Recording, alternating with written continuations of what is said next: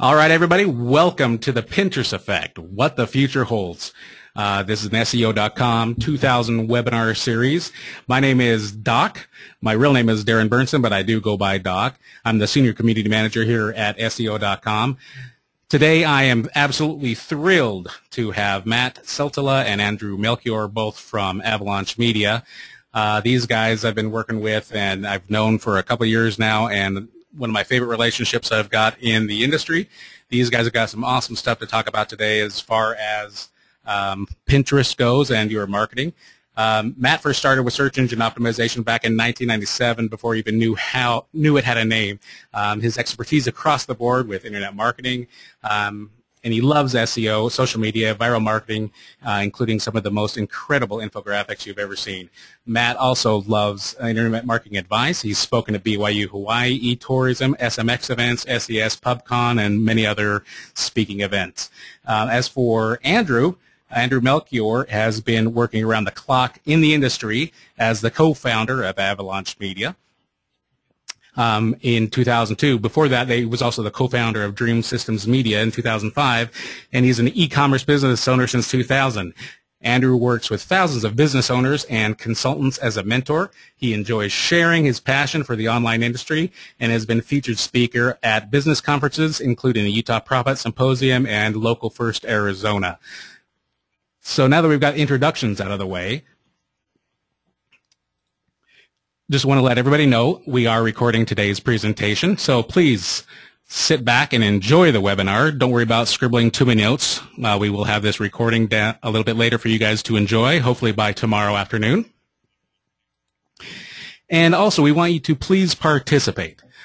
Please tweet us questions at SEO.com and use the Pinterest Effect hashtag, or you can go ahead and use the questions feature within the GoToWebinar interface. Some of the best questions, comments, things that we repeat or talk about during the webinar today, there's a possibility you might get yourself a nice SEO.com bag o' swag. As you can see there, we've got Rebecca, our social media manager. She's showing that off for you. It'll look even better on you. Trust me. At the end of today's event, we're going to be giving you guys a link to download our latest free ebook. You're going to learn how to drive traffic to your website and increase sales through Pinterest marketing. So this is going to be the 10-step guide for Pinterest marketing. We'll give you the link at the end of the webinar.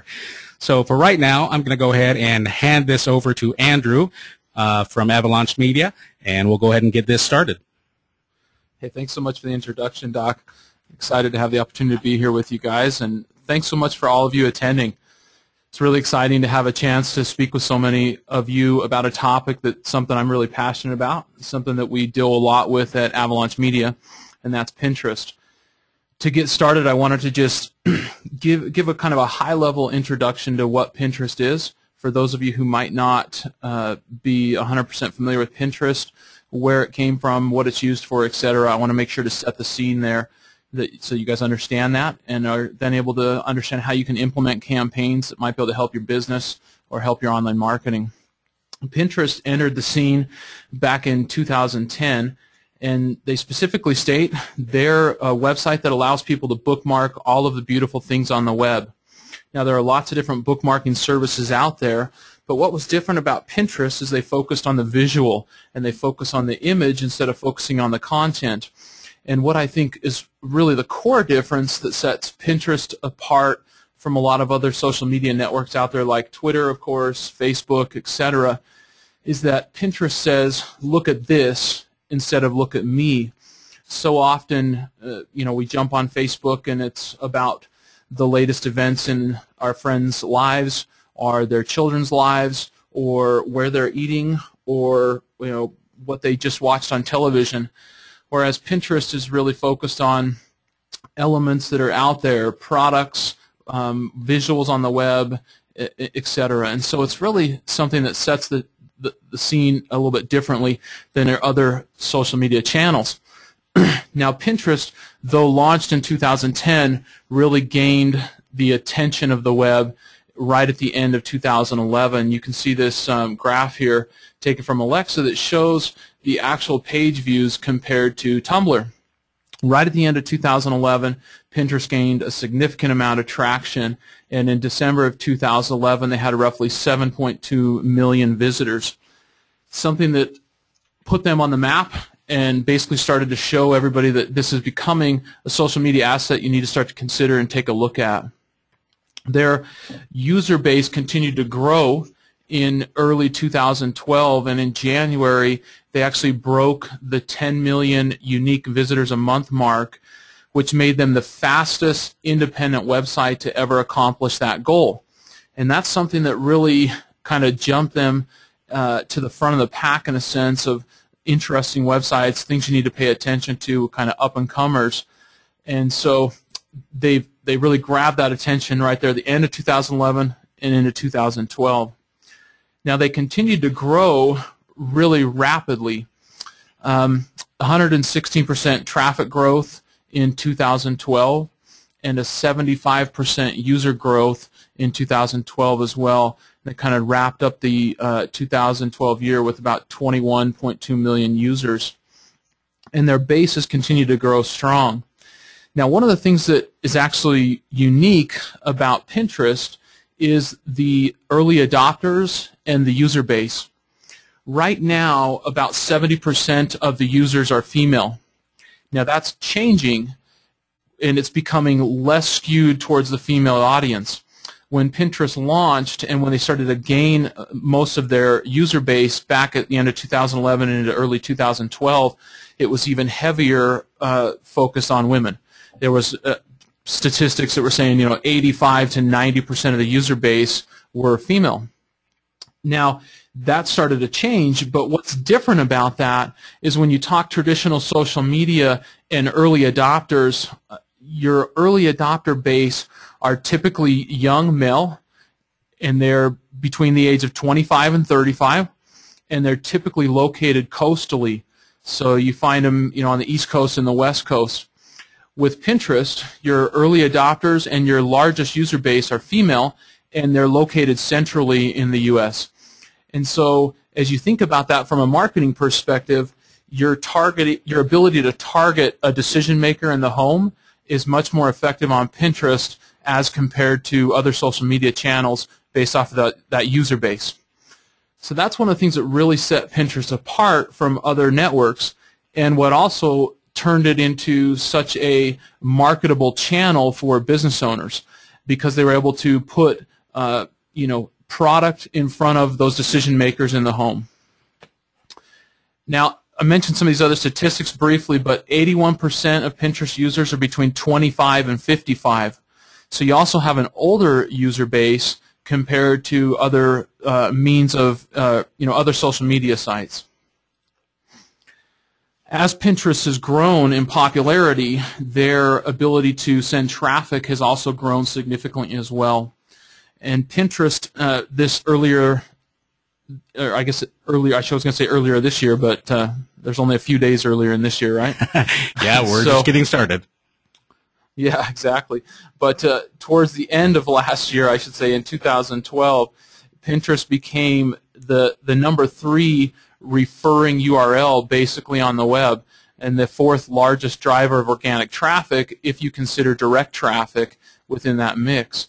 And so really you've only got Google and you've got Facebook that are beating Pinterest out with regards to referring traffic.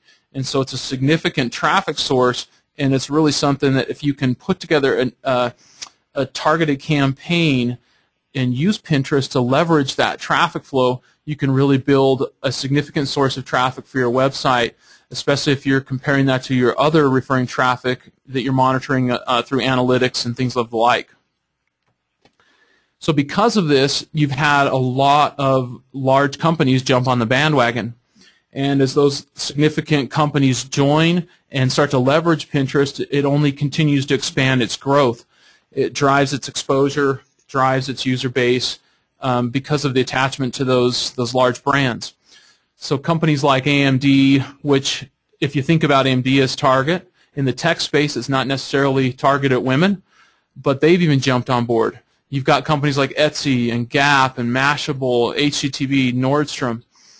Chobani is this tremendous story of a growing company, this growth hacking company in a sense in the Greek yogurt space, and they have really harnessed Pinterest to be successful with exposing their brand and their products and really more of their culture than just their product offering. Yeah, my wife likes that stuff. One question I had for you. So when we're talking about Pinterest, and we may not know the exact percentages or whatnot, but I mean, male users. I mean, we talk about female being the prominent user of Pinterest, but I mean, the male side seems to be coming in more from the how can I market to people. How many males do you think actually are on Pinterest for the love of Pinterest and not so much I'm a marketer, how can I get information in front of the eyeballs? I definitely don't have any hard statistics to reference with that, but I would absolutely argue that male audience is jumping on board the Pinterest bandwagon from a user standpoint. I do not believe that you're going to find the large percentage of the male audience on Pinterest are just trying to capitalize on it from a marketing basis. I think that you definitely have a lot of content marketers and creative directors out there have recognized the power of Pinterest and are using that, but I can't imagine that out of 30 million users, if you take, say, 30 or 40% of them are male, that the largest portion of those would just be there for marketing. And I think I heard Matt trying to chime in there. Did you have something to add, Matt? Yeah, I was just going to say it's interesting because, I can tell you 100% of the time when I'm going through the checkout lane, it's so funny at the grocery store or whatever, I'm always hearing the ladies talk about Pinterest. They're like, oh, I'm going to do this project I saw on Pinterest or whatever, so that statistic's pretty solid as far as everything that I've heard. 100% of the time it's just women chatting about it. But I do know that it's funny because I bring that up because my father-in-law, who's about as manly as they get, and the last person in the world I would have ever thought would be on Pinterest, he actually started using it as a virtual or a visual is the word I was looking for, a visual bookmarking board for all his pictures of motorcycles or projects that he wanted to do. And so I think that there is, just like with what Andy was saying, there is that side of it that people are starting to figure out, hey, this is pretty cool. It's a visual bookmarking tool. Everything I like, all my projects, all my whatever, whether you're man or woman, you can put it right in one place and it be there, and you don't lose anything. You don't lose that website. You don't have to have 50 tabs open. And I think that's why it's catching on so amazing. Yeah, I can agree with that. I mean, I know my Pinterest use has definitely gone up some. I don't know if I use it necessarily as a bookmarking thing. I use it more for personally as a place to pin dogs. Anything to do with dogs. So puppies primarily. So I don't know if that actually has to do with the site. It's a happy place for me to go look at and dream of things that I want in life, such as animals if my wife is listening, which I know she's not. But anyways, let's move on. Andrew, let's go ahead and go on to your next spot. Yeah, what I was going to say is a little bit later in the presentation, we actually have a couple slides that shows the categories of pins and how they break down across all pins at Pinterest. And so when we look at that, pay attention to the categories and notice that a lot of the categories are not associated with like crafting, which is a lot of time what Pinterest gets pinned for, is that it's just for women who want to craft. But you'll notice that the large portion of categories of things pinned don't fall into that category. So definitely a lot of broader user base to consider there. Awesome. So one of the things I wanted to help you guys do as you're on this presentation is try to think about how you could use Pinterest for your business. As you look at some of these name brands here that are using Pinterest, I want to show you some pin boards from companies that are using Pinterest and hopefully help you start brainstorming how you could use Pinterest. A lot of times I tell people about the value of Pinterest and I say, you can do it, and they just say, oh, no, we can't do it. And so this is where I want to tell you, you can do it. I want to kind of cheer you on and say, get behind this, spend time on it, spend budget on it, make it happen, because it can be a true value for your business. I pulled a screenshot from SEO.com's board right here. You guys should all go check it out. They have a lot of boards that are really interesting. Not only information associated with marketing tips, helpful marketing strategies, but also a lot of fun things. You see they've got a board there for memes. They've got a bloggers we love board. They've got a helpful videos board. They have literally a couple dozen boards that not only address things that are associated with marketing and SEO and internal company things, but also just fun things that surround the concepts of marketing and surround the concepts of SEO. And that's one of the things I'm going to point out over and over again, is that you don't want to use Pinterest just to focus on your product line.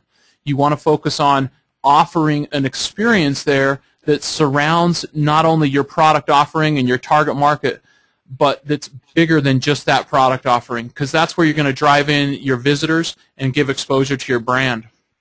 At Avalaunch Media, we use Pinterest to highlight recent content marketing and infographic pieces we've created and promoted, whether those be for our clients or whether those be for our company directly. It makes it really easy for us when we walk into a meeting and a client says, hey, we'd like to see some examples of infographics or some of the work you've done.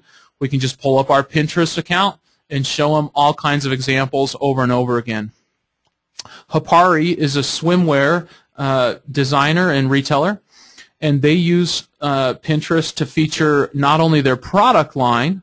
You can see some of these pin boards are called like bikinis and one pieces, plus size tankinis, but then you also see things like everything's in, style inspiration, island state of mind.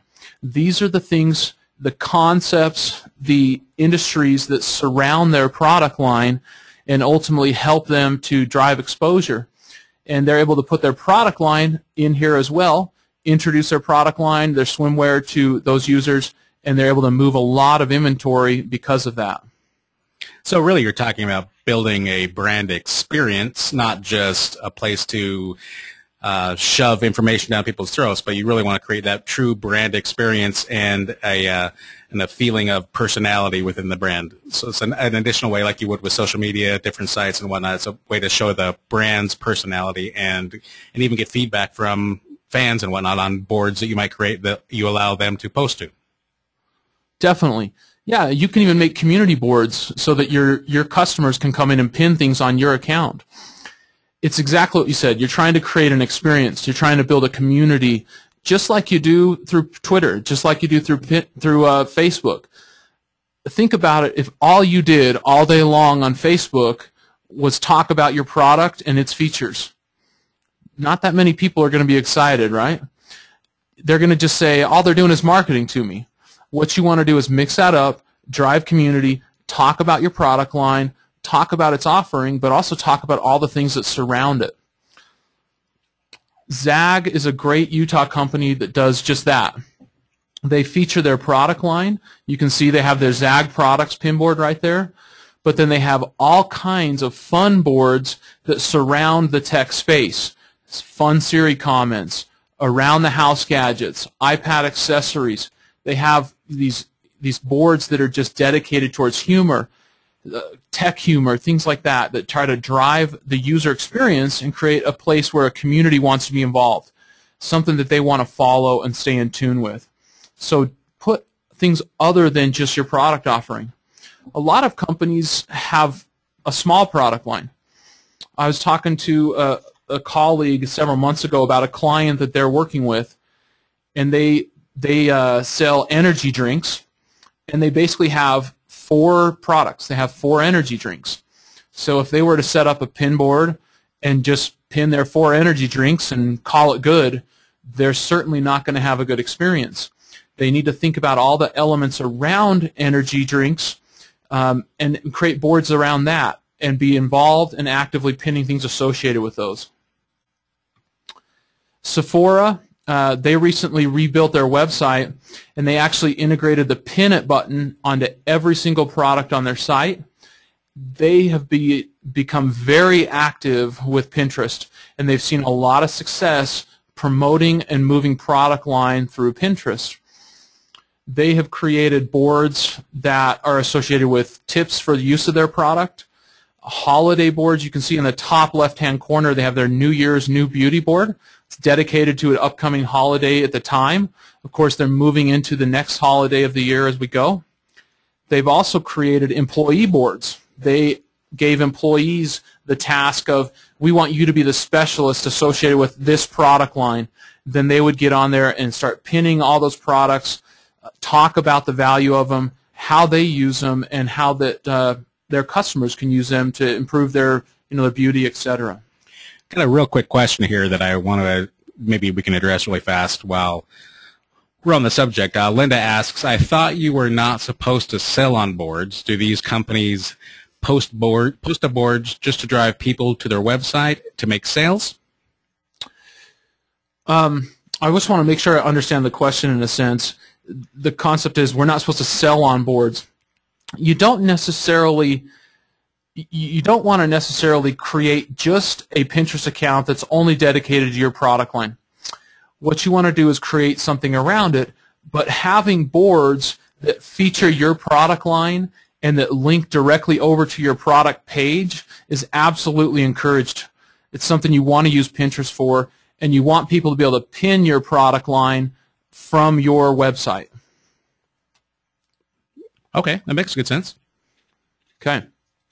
All right, so I want to walk you guys through a couple case studies at this point, and then we're going to shift gears and talk a little about how you can use Pinterest to do competitive intel and talk about some of the tools that are out there that will help you guys leverage Pinterest. So the first case study I want to point out is a case study associated with getting creative. A lot of times when you're coming up with a creative social media campaign, you need to think outside the box. You can't think specifically, just associated with traditional marketing strategies, or just think the simple ideas associated with doing a Pinterest contest or a Facebook contest and things along those lines. So you really need to think about the audience you're targeting, and then you need to think how you can creatively approach a Pinterest campaign that'll drive success for you, that'll drive pins for you, and that'll drive increased sales for you. So I want to show you an example that we have implemented for a client of ours. This client sells beer. They sell beer clubs, and basically it's a product that they target men, right? I mean, in a sense, that's their target customer is men that like to drink beer, especially that like to drink different types of microbrew beer, etc. I think I might have to go follow them when we're done. There you go, all right? So what we decided is how could we then create a campaign that would speak to the user audience on Pinterest, primarily female, primarily middle-aged, and in hopes that they would then purchase a product from this customer, from this client, for their spouse. That was our focus. So we created a series of infographics that targeted the female audience, but that focused on the product beer. And we created, first of all, an infographic that was cooking with beer. And we put together 10 recipes that basically showed, hey, here's how you can use beer in the cooking process, whether it be with chili or other types of food. We created a whole series of these. We did a campaign that was called 20 Household Uses for Beer. It's ways to use beer besides drinking it. You can see within 24 hours, this piece had over 1,000 repins. It's got several thousand pins now, and it was something that drove a lot of volume over to the customer's website. Before the holidays, we launched a specific campaign associated with gift purchases, and we created this graphic, the Ultimate Man's Holiday Gift Guide. And throughout the graphic, we said, hey, if you're an outdoorsman, here's what you need.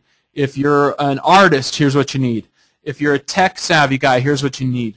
And we introduced the beer product line in several places throughout that guide. This is something that really drove conversion and drove sales through this campaign. This is a look at October through December 5th of this year, of 2012, compared to the previous about 45 days. When we launched the campaign, you can see it in blue there, the growth in conversions. The number of conversions went up by 255%, and it was a very successful campaign, and we continue to leverage Pinterest in effort to drive volume and traffic and customers to this client site. Let's see here. Second example that I want to show you is how you can leverage Pinterest to benefit you on the SEO side. We helped PinnableBusiness.com launch. The way we did that is through an infographic campaign that talked about the value of infographics and how to basically optimize images, etc., specifically for Pinterest. Pinnable Business wanted to position themselves as a kind of a Pinterest authority. They wanted to say, we're the authority when it comes to Pinterest. So we created an awesome infographic for them, talked about Pinterest image optimization, and how you can basically create the perfect images for use on Pinterest. How big to make them, what DPI to make them, how wide they should be, how long they should be, all those elements that help people optimize their website for Pinterest. We reached out to several different news sites, including Mashable, and offered the graphic to them. They picked up the graphic, and then they linked back over to Pinnable Business. And this, go ahead, Doc. Oh, I was just going to say, because this kind of wraps into a question that we had come in just a few minutes ago, optimizing Pinterest. So basically, this is one way to optimize Pinterest with the proper size, but what about descriptions and titles and all that kind of stuff? Does that matter as well? Absolutely. Yeah, definitely. What you put in the title is really key right now. The description of the image is really key, associated with if you're trying to optimize for a specific keyword phrase on Pinterest search, that is very important. In fact, Pinterest search functionality is pretty weak. It doesn't work that well, and if you want to optimize for title rank in Pinterest, just go back to what you used to do to optimize for MSN or Microsoft Search back in 2003. Just put your keyword phrase in the title of your image about 20 times, and you'll probably be in the second or third position within 24 hours. I wonder how Google will pick that up down the road. So we want to optimize title, and I'm assuming using hashtags and all that kind of stuff is definitely, yeah, that improves search functionality. But like I said, their search functionality is pretty weak right now, and if you want to kind of play the game, there are lots of tactics you can use there that might be considered kind of spammy in a sense, but that's just catering to their exact algorithm at this time. So great. Just a screenshot here from this campaign, but what it led to was literally the building of thousands of links for this business. You can see nothing until Pinnable Business launched at the end of February. With the campaign that they launched, built them, literally over 1,000 links within the next 3 months. And so you can leverage Pinterest for other strategies than just the traditional social media angle. You can see that those links came from great CNET subnet or C-class subnets, and it was spread across a variety of trust flow. The third example I want to give you just really quick, a great case study that came from a client of ours, BuildDirect. When you compare time on site, Pinterest is clearly the winner. We see this over and over again. Traditional stumble upon traffic, which is basically the number 4 referring URL site out there, typical time on site is about 10 seconds.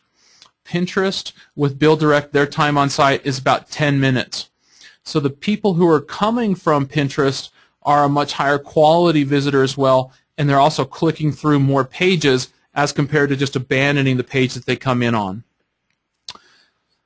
So I want to just reference those examples and let you know that there are, like we talked about, lots of ways you can use Pinterest, and hopefully those case studies kind of show you guys the diverse ways that Pinterest can help your company, can drive traffic, can drive SEO for you, and also give you a higher quality visitor than maybe some of the other social media platforms out there. Great. So is this where we want to segue over to Matt and let him take over? We're going to have to go ahead and click for Matt because he doesn't have a clicker in Arizona. That's what you get for being in Phoenix today.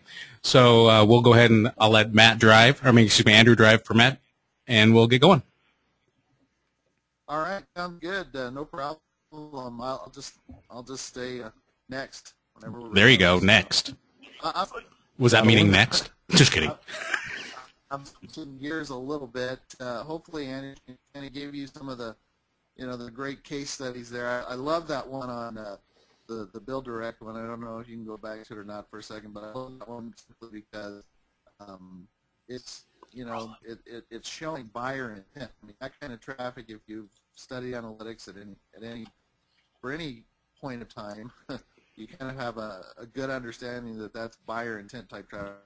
Besides just the 10 minutes on site. It's also they're averaging between 5 and 6 pages, that are viewed on that site, whereas with StumbleUpon it's 10 seconds, if that, gone one page. And so, the thing that Pinterest did with being a social network and actually, seeing this buyer and traffic has been quite amazing, and this is what people need to understand. But anyway, like I said, I'm going to switch gears a little bit. I want to use, one of the reasons that I love Pinterest is just because there's so many people, just real people on it, people that we sell to every day, people that buy from us every day. This is where we should be conducting a lot of our research, and I think that a lot of people aren't using it for the competitive intel purposes that it should. And we're going to get into each one of these, with content, products, finding influencers, and trends and stuff. And I do have a bonus case, a bonus case study for you at the end here. But go ahead and move on to the next slide. I decided to throw this cutesy little Pinterest type graphic on here for y'all because we were talking about tools. So have fun with that one. Let's start with the best. Go ahead and move on to the next slide. Pin alerts. Okay, so pin alerts. These are real-time alerts that you can set up, and basically, think about the Google alerts. Except I like these because they work a little bit better. They're more specific to Pinterest, obviously, so they're not doing all the work that the Google alerts are doing, but think about how they work like that. So you can set up these free alerts that alert you to anything. If you can go on to the next slide. Just to give you an example, if I want to know the instant someone pins something, or the instant one of my competitors is pushing something out there, if I've set up a campaign to monitor them, I can know the instant that something's done, so I can kind of keep an eye on that. So I can keep an eye on my competition and say, okay, here's an example of 4 or 5 things that they've done recently. Here are things that you don't need to move on just yet, but I can take a look at things that have been done, and this gives me a good idea of just for my future campaigns, or things that maybe I saw something that didn't get very good traction, but it was a great idea and they just didn't execute it the right way. And I can do better on that next time. Again, we're not trying to steal any ideas from anybody. We're not having to reinvent the wheel here, but we could just, again, it's competitive intel. It's seeing what the community's liking, seeing what it's, not liking, and building on it and growing from there. So, all right, you can go ahead and move on now. So getting to this tool and how it works, kind of giving you an idea. This next slide, basically what you do is and I just went ahead and put in here, spy on my competitor, how often you want it to send it to you, and then create a pin alert. And then it sends it directly to your inbox, and you can go ahead and move on to the next slide now. And what it does is you get this message, and because we're talking about spying and stuff, I really didn't care if I showed you what this slide was or not. I just wanted to put it out there because we're talking about competitive intel, and it just makes you wonder. So wonder. Anyway, so with this one, this is what it looks like when it gets sent to your inbox. Here are the latest pin alerts for whatever you set up. Here's the actual pin, so you can go in and see, pretty much real time when people are doing things.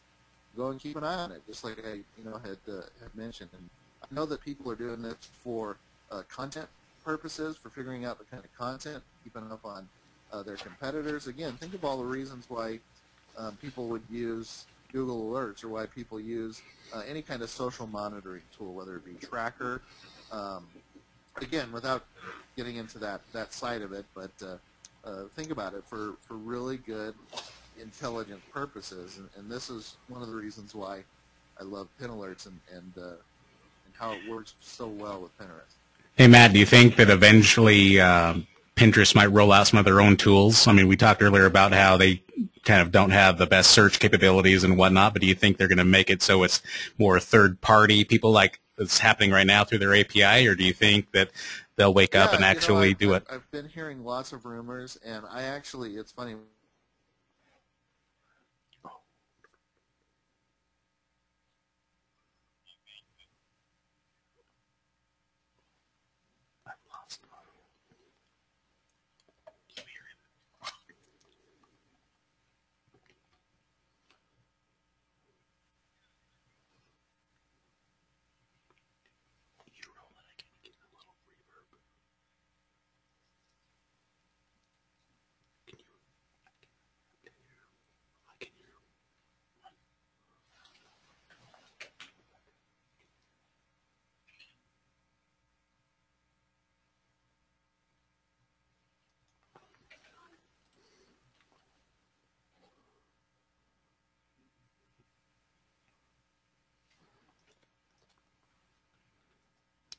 All right, everybody, hang tight. Matt, I don't know if you can hear me. We've got a connection issue a little bit here with audio.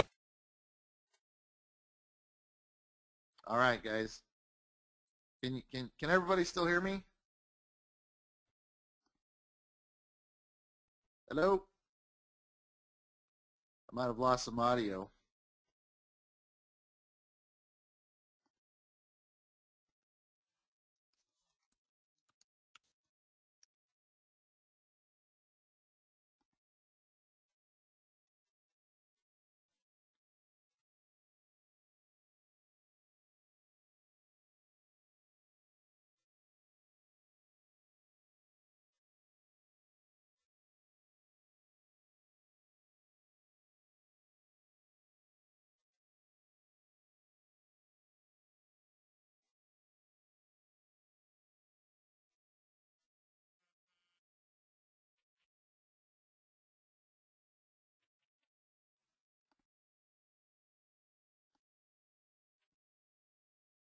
Can you guys hear me all right? Yes, no? Doc, let me know if you can hear me or not. All right, so, all right, guys, I guess I can't hear them. I can't hear anything, but apparently you guys can all hear me, so I'll keep going until someone texted me to be quiet. But basically with the Pinterest and the real-time spying, I love using Pinterest. Again, sorry about those technical difficulties there, but I guess no one can hear anybody else but me right now, and that's what it is. That's the technical problem. So, all right. Anyway, as far as it goes with the you know, the different areas and the way that I use Pinterest for basically keeping an eye on the competition, what's hot right now, getting the most comments, who's pinning.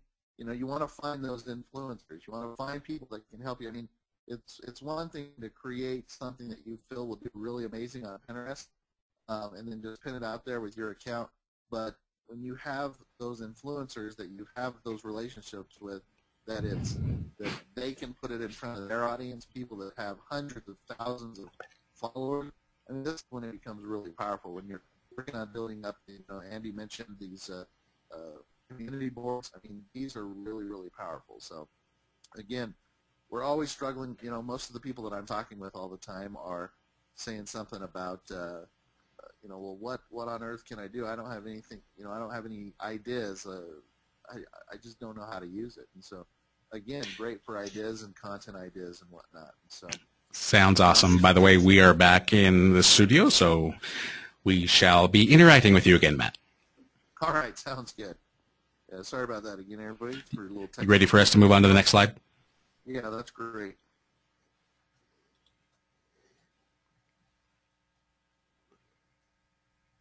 All right, so some ways to find influencers. Reach.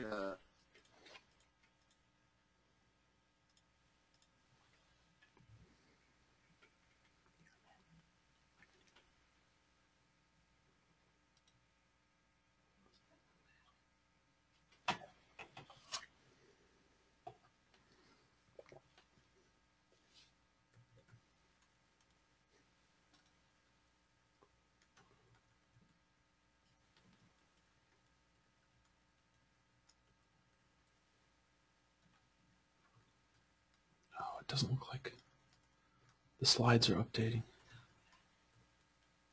Are you telling that?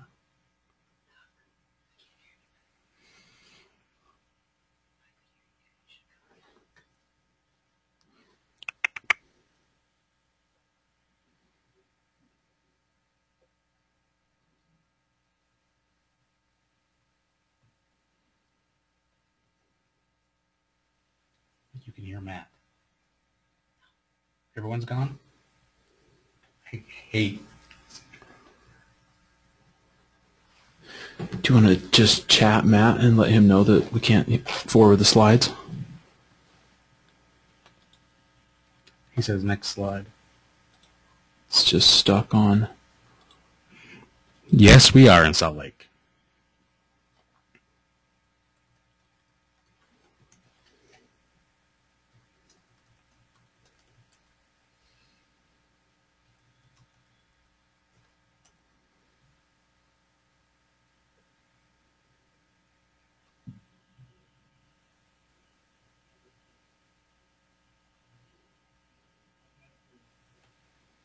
Click it.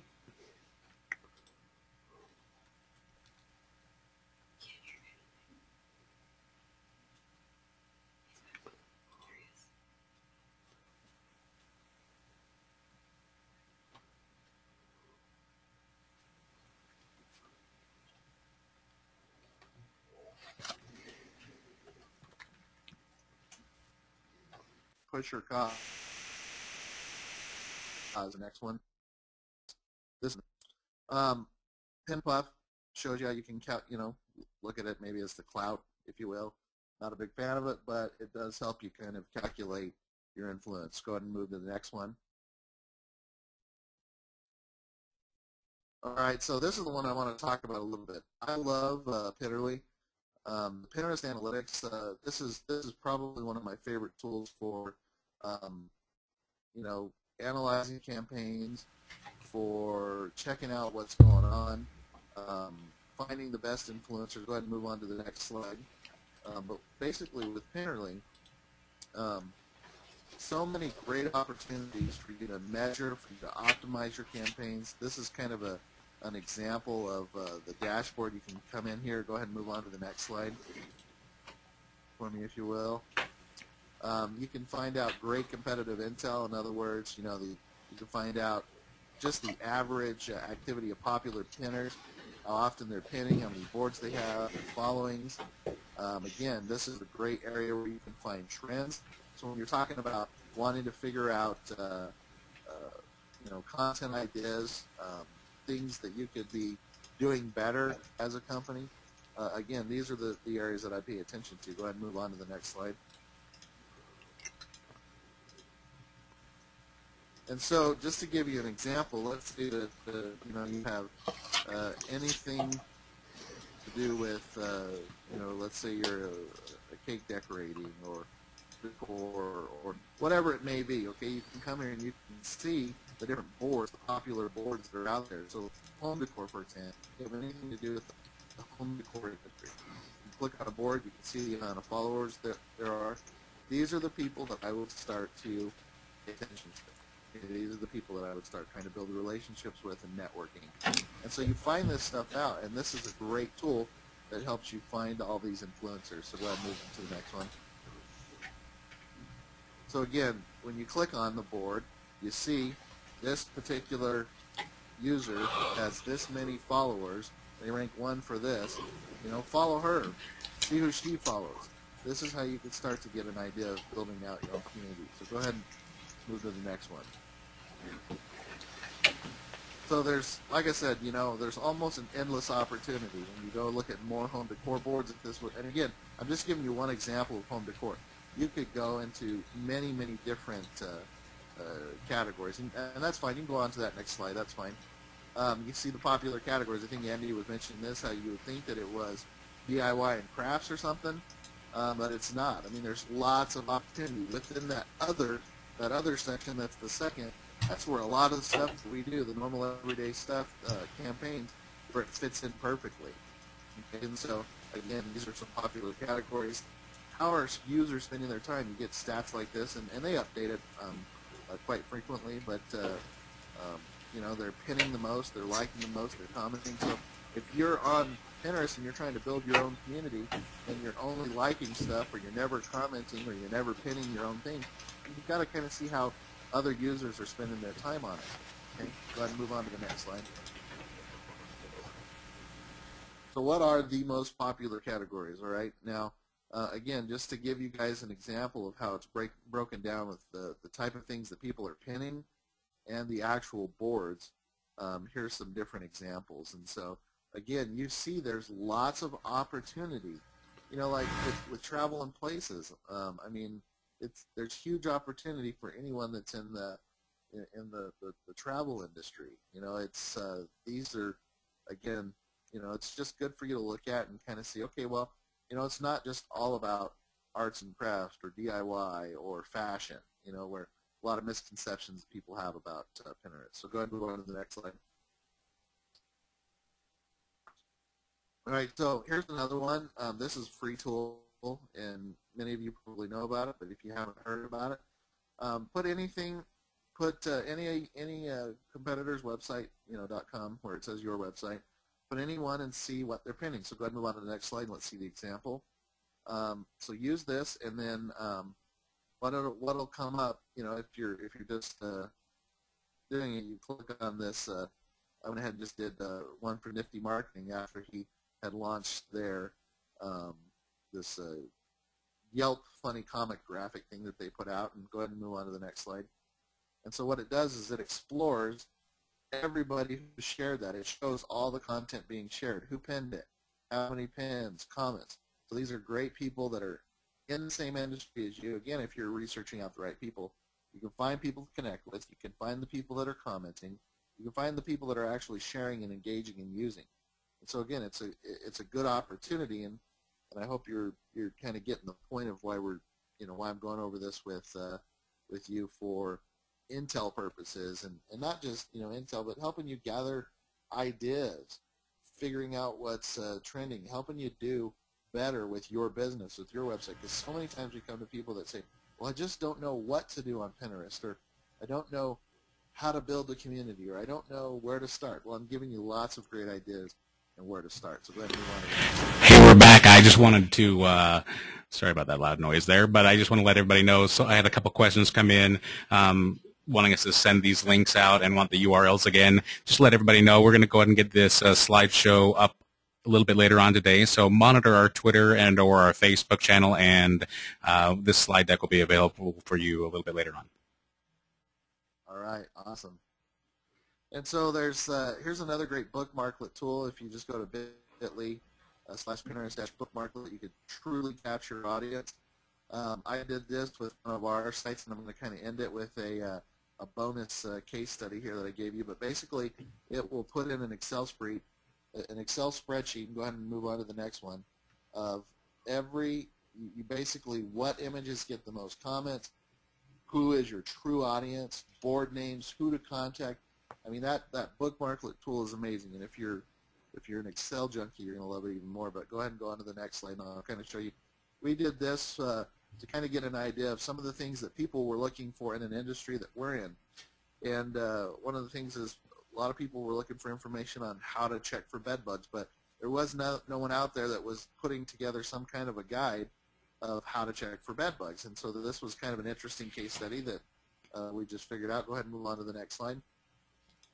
We put this DIY graphic basically showing everywhere where they hide. We teamed up with Bulwark for this graphic. Go ahead and go on to the next slide. And it's really gross.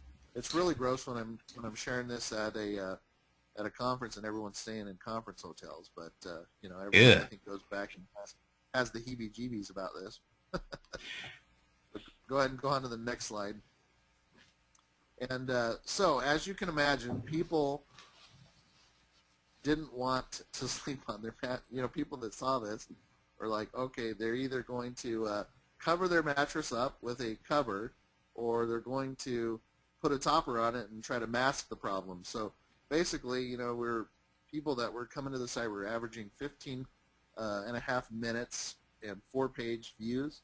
And so this is buying type traffic, and this is an amazing thing that Pinterest can do. So go ahead and go on to the next slide. So, oh yeah, that's it. That is the last slide. That was. Hopefully that shows you the power and what it can do. And I apologize to everybody for some of the technical difficulties, but hopefully you got the gist of the importance of that. And so go ahead, Doc, take it away. Yeah, absolutely. So right now we're just going to jump into some questions, a little bit of Q&A. So we've got a few questions that came into the chat room. One question that came in that was kind of interesting. This was from Christine Bowman. She's asked, is there a precedent to pay Pinterest influencers like some do with influential bloggers or whatnot? I'm assuming she means in order to get a little bit more reach on a pin. So in other words, pay someone that's really popular to pin something for you. Okay, I mean, think about it with everything. I'll just answer it like with everything that you do, whether it's a link on a really amazing site or whether it's someone that's going to tweet something out for you. There's always ways people can go about that, and I'm sure that there's people that do it. I personally, I don't have a problem with it. I mean, if it gets it in front of the right audience, it's helping, whatever. I mean, I don't have issues with it, but you know that stuff goes on, and it does happen. But you know, one of the things that I like to focus on is doing everything I can to build up my own community and do everything I can to get it out there and get it pushed out there. So I don't have to do that, but yeah. Or Whitney just chimed in with organic reach is the way to go, and I couldn't agree more. Mm-hmm. Another question came in from Whitney's, by the way. How many pinup buttons should you have on a website? So first of all, you want to have the pinup buttons probably available on every single page. So if you think about your website as a whole, determine how many pages you have. That might kind of help you answer that question. You know, you think about the pinup button kind of being like a bookmark button. And Matt, give me just 1 second and jump in. But you want to make sure you're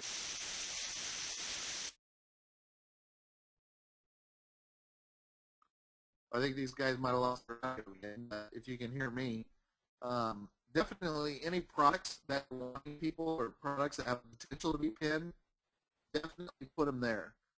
If there is anything that,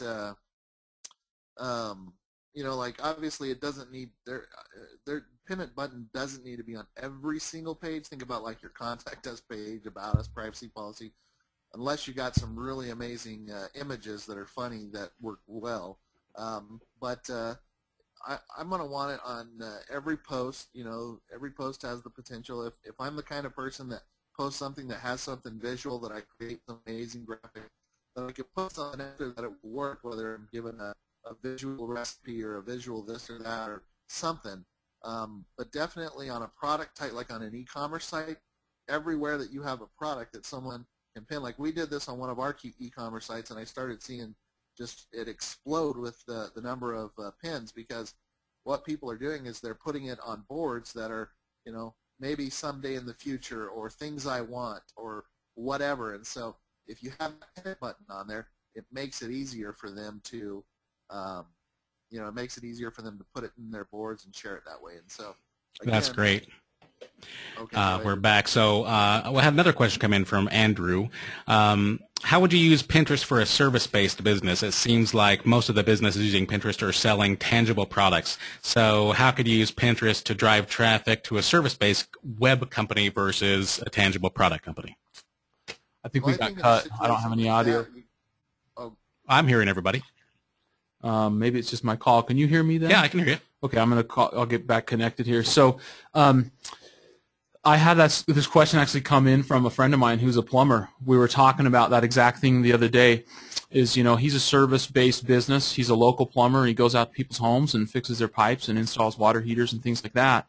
And so that was a question he kind of threw my way. And the thing I responded to him with is, first of all, you want to think about the service that you offer and think about the kinds of products associated with your service. You could create boards around your service. So things like, you know, pinning water heaters, pinning products associated with plumbing, etc. But probably way better than that is create boards around the services they do for those types of products. So when you're actually out replacing a water heater at someone's home, snap a couple pictures of that, drop those pictures on your blog, and then go and pin those pictures on your Pinterest board associated with water heaters, and actually show your company in the service act of replacing that water heater.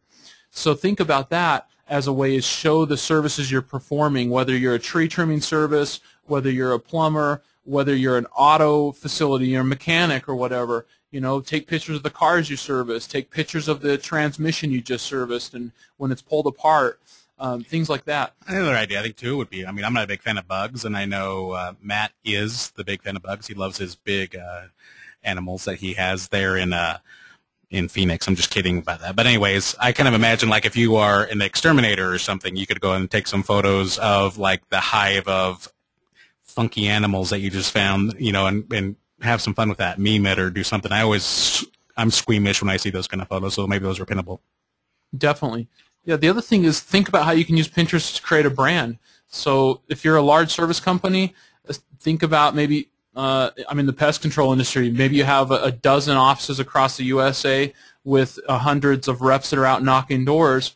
Have those teams take pictures of their activities, create team boards, create community boards within your company.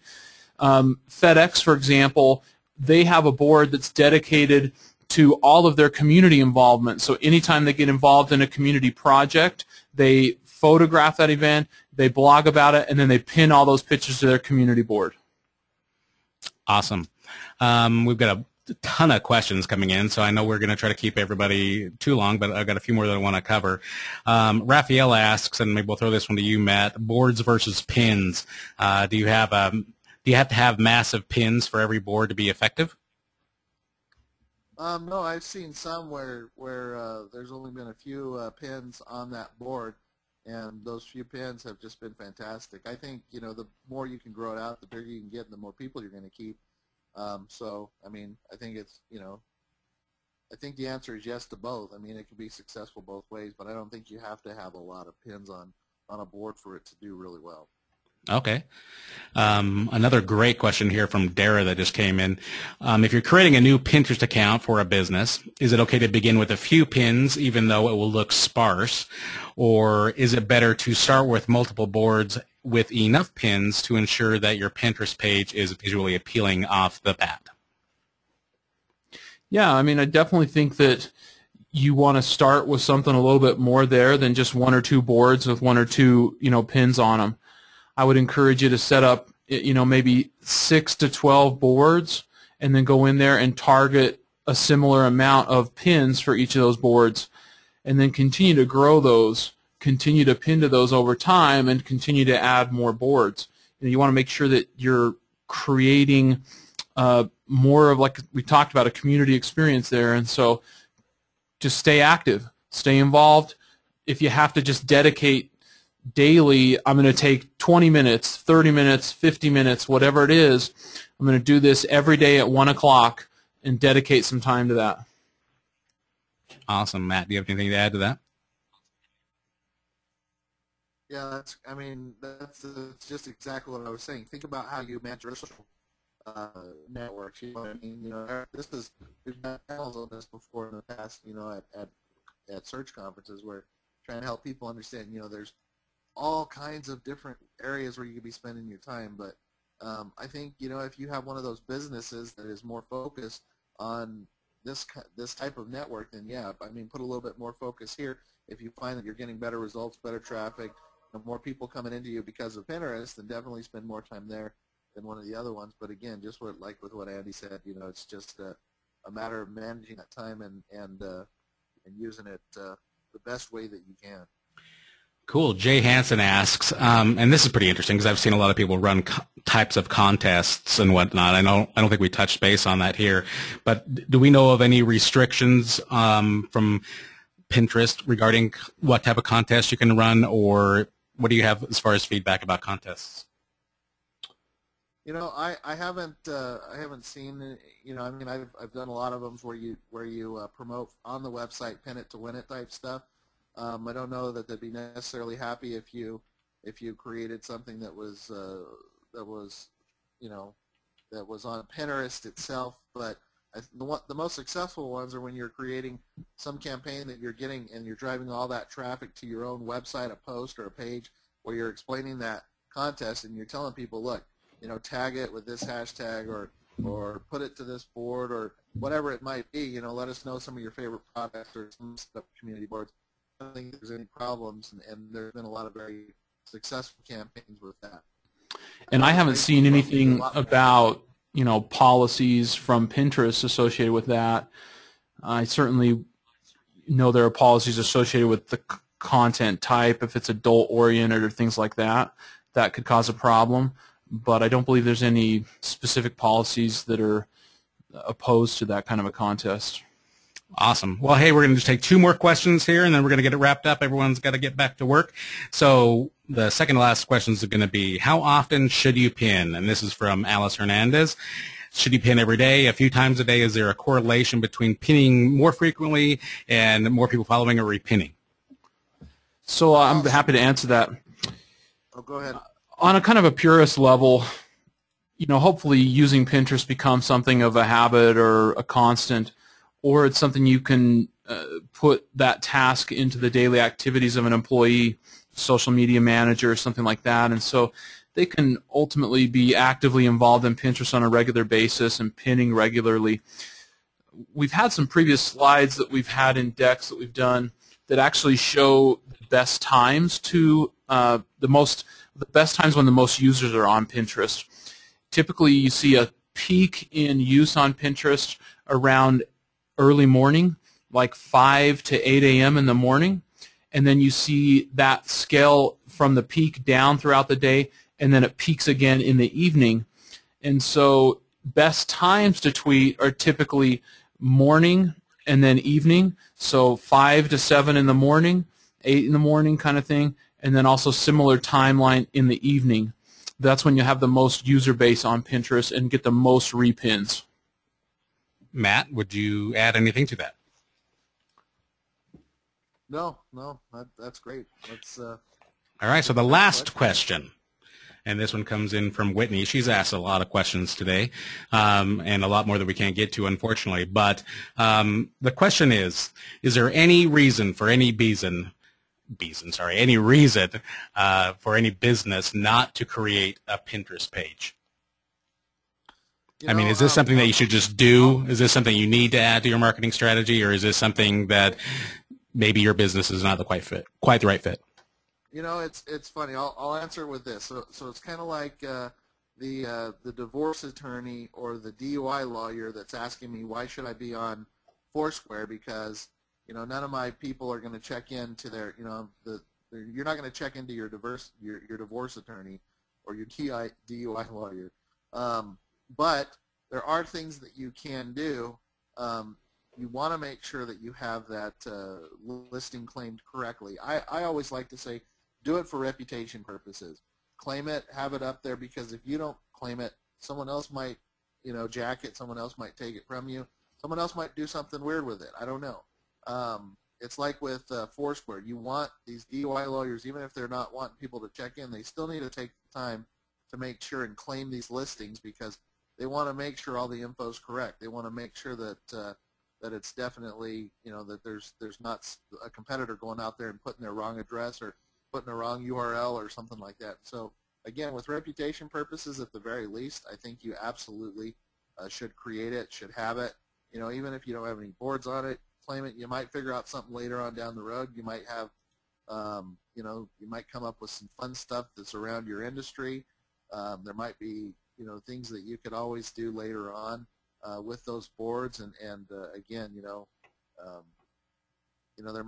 there just might be something that you could create that's entertaining, funny, whatever. And so, at the very least, reputation purposes, I'd say do it.